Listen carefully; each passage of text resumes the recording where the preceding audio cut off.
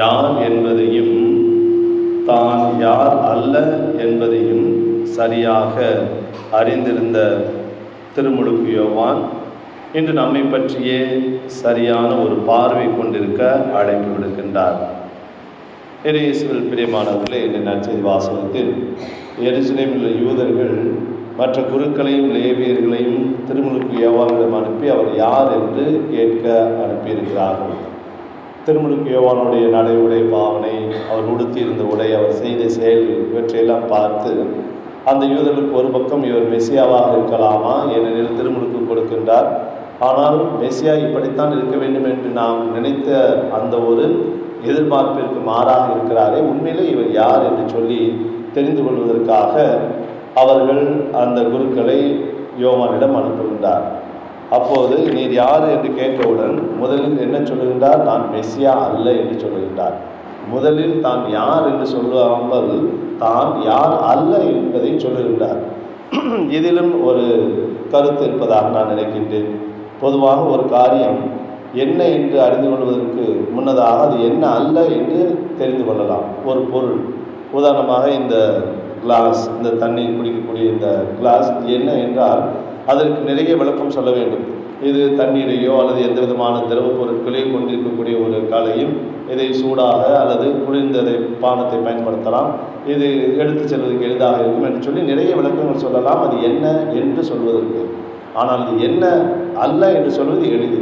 இந்த கிளாஸ் ஒரு பேனா அல்ல, இந்த கிளாஸ் ஒரு பூனை அல்ல என்று சொல்லி என்ன அல்ல, என்னவாக இல்லை என்பதை எளிதாக நாம் சொல்லிவிட முடியும். அதைத்தான் ஒருவேளை யோவான் சொல்லியிருக்கின்றார். அவர்கள் என்ன நோக்கத்தோடு தன்னை கேட்கிறார் என்று அறிந்து கொண்டு நான் மெசியா அல்ல என்று சொல்லுகின்றார். அதன் பிறகு இறைவாக்கினர் அல்ல என்று சொல்லுகின்றார். ஆக நாம் என்னவாக இருக்கிறோம் என்பதற்கு அறிந்து கொள்வதற்கு முன்னால் என்னவாக இல்லை என்று நாம் அறிந்து கொள்ள வேண்டும். என்னவாக இருக்கிறோம், என்னவாக இல்லை என்ற ஒரு புரிதல் மிகவும் வாழ்க்கை முக்கியம். அது நம்முடைய ஐடென்டிட்டி என்ன என்பதை நாம் தெரிந்தால்தான் நாம் செய்யக்கூடிய செயல்களுக்கு பொருள் இருக்கும். அந்த செயல்கள் மற்றும் பார்வையில் மதிப்பு இருக்கும், அர்த்தமுள்ளதாக இருக்கும். ஒருவர் உதாரணமாக போலீஸ் உடை, அந்த யூனிஃபார்ம் போட்டிருந்தால் அந்த போலீஸ் எப்படி செயல்பட வேண்டும் என்று அவருக்கும் தெரியும், மற்றவர்களுக்கும் தெரியும். ஒரு போலீஸ்காரர் வந்து அந்த போலீஸ் உடையோடு இருந்து போக்குவரத்தை ஒழுங்குபடுத்தினால் மற்றவர்கள் மதிப்பார்கள், அவர்கள் பயப்படுவார்கள்.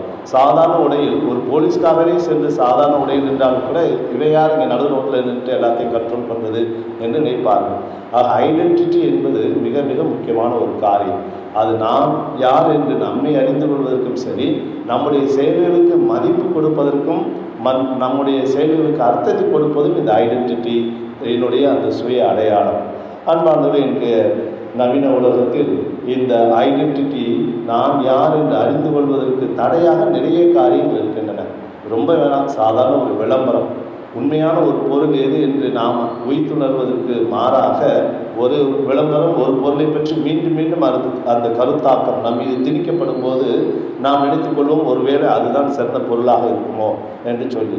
அல்லது ஒரு இடத்துல நிலம் வாங்குங்க அப்படின்னு சொல்கிறவங்க, இந்த நிலம் ரொம்ப நல்லது, இங்கே ரொம்ப தூரம் இல்லை, இங்கேருந்து டவுன் பக்கம்தான் என்றெல்லாம் சொல்லி நம்முடைய மனதை மயக்குவார்கள். இன்டாக்ட்ரினேஷன் என்று ஆங்கிலத்தில் சொல்வார்கள்.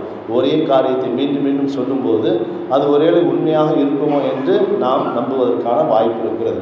ஒரு பொருளை பற்றியோ அல்லது ஒரு இடத்தை பற்றியோ இப்படிப்பட்ட ஒரு இன்டாக்ட்ரினேஷனுக்கு, பொய்யான மாயையான தவறான கருத்துக்களுக்கு நாம் ஆளாகும் போது ஒரு பெரிய பாதிப்பு இருக்காது. ஒருவேளை சிறிதளவு பாதிப்பு இருக்கலாம். ஒரு பொருள் நல்ல பொருள் என்று வாங்கி அதன் பிறகு உபயோகப்படுத்தும் போது தான் அது சரியல்ல என்று நாம் நினைக்கின்றோம். அது ஒரு பொருளுடைய இழப்பு தான். ஆனால் என்னை பற்றி நான் தவறாக புரிந்து கொள்ளும்போது அதனுடைய இழப்பு மிக அதிகமாக இருக்கும். பல வகைகளில் அந்த இழப்புகள் அதிகமாக இருக்கும். என்னை பற்றி அந்த அடையாளத்தை நான் அறியாத போது அது என்னுடைய உறவுகளை பாதிக்கிறது, என்னுடைய செயல்பாடுகளை பாதிக்கிறது, என்னுடைய சிந்தனையை பாதிக்கிறது. என்னை பற்றி தவறாக உயர்வாக நினைத்தாலும் தவறு, அல்லது என்னை பற்றி தவறாக தாழ்வாக நினைத்தாலும் தவறு. என்னை பற்றி நான் செய்ய முடியாத காரியங்களை நான் செய்ய முடியும் என்று நினைக்கும் போது அந்த காரியங்களை செய்ய துணிந்து அதில் தோல்வியை காண வாய்ப்பு இருக்கிறது. அல்லது என்னால் செய்ய முடிந்த காரியங்களை செய்ய முடியாது என்று தவறாக நினைக்கும் போதும் கூட அங்கேயும் இழப்பு தான் இருக்கிறது. ஆக சுருக்கமாக சொல்ல போனால் நான் யார் என்று அறிந்து கொள்வதுதான் வாழ்க்கையின் மிக நீண்ட ஒரு போராட்டம் என்று சொல்ல முடியும். இப்போ ஒரு டிகிரி படிக்கிறது 3 வருஷம் அல்லது எக்ஸ்ட்ரா 2 வருஷம் 5 வருஷம் படித்தா அந்த மாஸ்டர்ஸ் டிகிரி முடிச்சிடலாம். அல்லது ஒரு வேலைக்கு செய்கிறது ரொம்ப கஷ்டம். வேலைக்கு சேர்ந்ததுக்கப்புறம் அந்த வேலை செய்யக்கூடிய அந்த நிலையை நாம் அடைந்து விட்டோம். ஆனால் நான் யார் என்று அறிந்து கொள்வதுதான் நம்முடைய வாழ்க்கையின் இறுதி வரையான ஒரு போராட்டம். நம்முடைய அனுபவங்கள், நாம் சந்திக்கக்கூடிய மக்கள், வாழ்க்கையில் நிகழக்கூடிய நிகழ்வுகள், இறை அனுபவம், இது எல்லாமே நம்முடைய ஐடென்டிட்டியை தொடர்ந்து அது கேள்விக்குள்ளாக்க வேண்டியதாக ஒன்று இருக்கிறது. இன்றைய உலகத்தில் துரதிருஷ்டவசமாக உண்மையை விட போலிக்கு தான் அதிக மதிப்பு இருப்பதாக, போலிக்கு தான் அதிக கவர்ச்சி இருப்பதாக நாம் பார்க்கின்றோம். நம்ம நகையை பாருங்கள், உண்மையான பவுன் தங்கத்தில் செஞ்ச நகையை விட இந்த போலி இமிட்டேஷன் கோல்டு என்று சொல்வார்களே, அதில் இன்னும் அதிகமான கவர்ச்சி இருக்கும். அதை நாம் உண்மையிலே இது உண்மையாக போலியா என்று அறிய முடியாத அளவு இருக்குது. ஆனால் நாள் செல்ல செல்ல உண்மையான தங்கச்சங்கிலியும் இந்த போலியான தங்கச்சங்கிலியும் அந்த இமிட்டேஷன் கோல்டுக்கும் உள்ள வித்தியாசம் நமக்கு தெரியும். எனவே போலி என்பது தொடக்கத்தில் கவர்ச்சியாக இருந்தாலும் அது தொடர்ந்து தன்னுடைய சவால்களை சந்திப்பதில் அது நிலைத்து நிற்காது. நான் ஏற்கனவே இந்த ஒரு உதாரணம் சொல்லியிருக்கேன்னு நினைக்கிறேன். சார்லி சாப்ளின், அந்த ஒரு காமெடி நடிகர், அவர் சிரிப்பு நடிகர். அவர் வாழ்ந்த காலத்தில் ஒரு போட்டி வைத்தார்களாம்.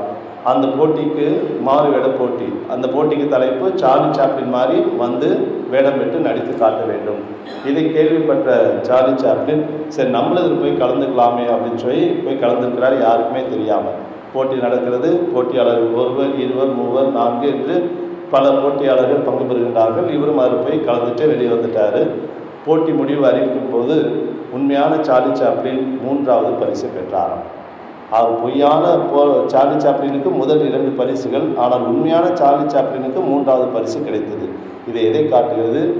உண்மையை விட போலி அதிக கவர்ச்சி உள்ளதாக இருக்கும். அந்த போட்டி நேரத்தில் அந்த பொய்யான சார்லி சாப்ளின் முதல் பரிசு 2வது பரிசு வென்று விட்டார்கள். இந்த 3வது பரிசு தான் இவருக்கு கிடைத்தது, உண்மையான சார்லி சாப்ளினுக்கு. ஆனால் தொடர்ந்து அந்த 2 சார்லி சாப்ளினாக வாழ்க்கையில் இருக்க முடியுமா? இருக்க முடியாது. அந்த 10 நிமிஷம் 5 நிமிஷம் மேடையில் நடித்தார்கள். ஆனால் தொடர்ந்து வாழ்க்கை முழுவதுமாக உண்மையாக அந்த சார்லி சாப்ளினாக இருக்க முடியுமா? முடியாது. 3வது பரிசு பெற்ற அந்த சார்லி சாப்ளின் தான் எல்லா சூழ்நிலையிலும், அவர் சொல்லிலும் செயலிலும் சிந்தனையிலும் அவர் சார்லி சாப்ளினாக இருக்க முடியும். இது எதை காட்டுகிறது? போலியானது அதிக கவர்ச்சி உள்ளதாக இருக்கலாம். ஆனால் உண்மையோடு போட்டி போடும்போது ஒருவேளை குறிப்பிட்ட நேரத்திற்கு அது தோற்று போவதாக நமக்கு தோன்றலாம். ஆனால் உண்மையில் அது தோற்று போவாது. அதே தான் நம்முடைய வாழ்க்கையிலும் நாம் யார் என்ற அறிவு மிக முக்கியமானது. அடுத்தவர்கள், இந்த சமுதாயம் நமக்கு ஓரளவு உதவியை கொடுக்கும். ஆனால் உண்மையிலேயே நான் சிந்தித்து பார்க்கும்போது தான் நாம் யார் என்று சொல்லி சீர்தூக்கி பார்க்க வேண்டும். அடுத்தவர்கள் நான் நல்லவன் என்பதற்காக நல்லவனாக மாறப்போவதும் இல்லை, அல்லது அடுத்தவர்கள் நான் தீவன் என்பதற்காக நான் தீவனாக மாறப்போவதும் இல்லை. சிந்தித்து பார்க்க.